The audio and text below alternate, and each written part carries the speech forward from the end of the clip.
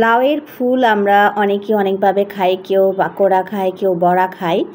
তো আমার চ্যানেলও এর আগে লাউয়ের ফুল দিয়ে দুটো রেসিপি করা আছে, একটা ডিম দিয়ে চিংড়ি মাছ দিয়ে। তো আজকে একটু অন্যরকম করলাম। হাই ভিউয়ার্স, আসসালামু আলাইকুম। সবাই কেমন আছেন? আশা করছি যে যেখানে আছেন ভালো আছেন, সুস্থ আছেন। আমরাও আলহামদুলিল্লাহ ভালো আছি, সুস্থ আছি।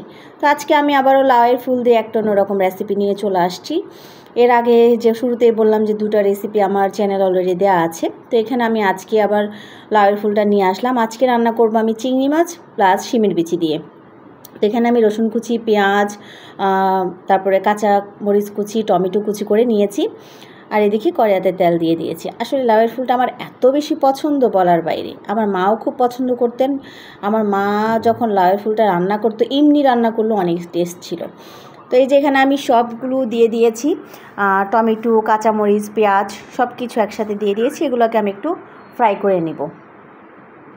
এই যে একটু ফ্রাই করে নিব, ভালো করে একটু নরম করে নিব আর কি। আর লাউয়ের ফুলটাতে আসলে বেসিক্যালি অত বেশি মশলা দিতে হয় না। মশলাটা যতই কম দেওয়া যায় ততই ভালো। এটা আমার মা বলতো, কিছু কিছু সবজি বা তরকারি রান্না করতে গেলে মশলা যত কম দিবেন তত টেস্টটা ভালো হয়। তো এই যে ভালো করে আমি একটু নাড়াচাড়া করে ভালো করে একটু নরম করে নিলাম।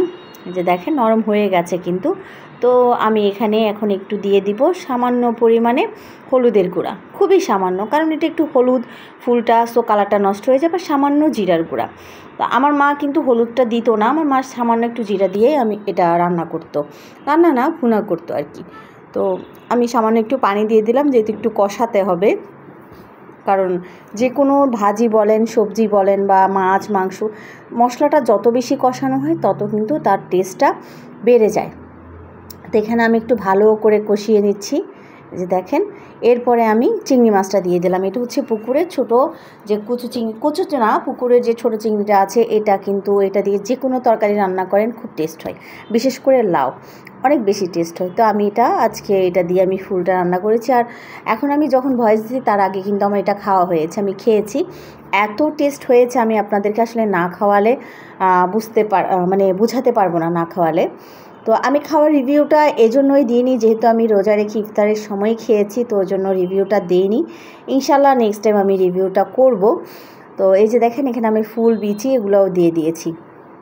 আমার ক্যামেরাটা একটু বেশিই কাঁপছে। তো যাই হোক, এই যে দেখেন আমার ভাজাটা অলরেডি হয়ে গেছে। এত টেস্টি ছিল বলার বাইরে। সবাই ভালো থাকবেন, সুস্থ থাকবেন। আল্লাহ হাফেজ।